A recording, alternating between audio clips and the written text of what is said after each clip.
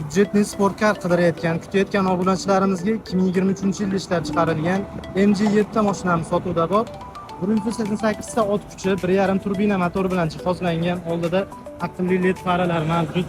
19 razmerda shunaqangi chiroyli diskabonda.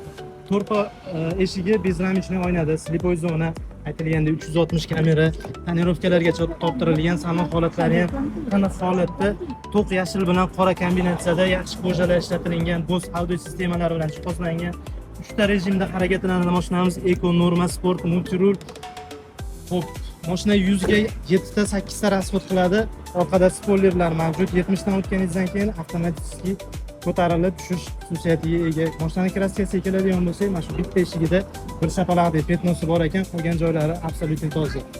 Mashinaning narxiga keladigan bo'lsak, $25,000 so'ralyapti, yana oz-moz kelishadigan joyi bor. Mashina kimga ma'qul kelgan bo'lsa, pastda egalarining telefon nomerlarini qoldiraman. Bir qator to'liqroq ma'lumot olib tekshirtirib, baraka qilsalaring bo'ladi.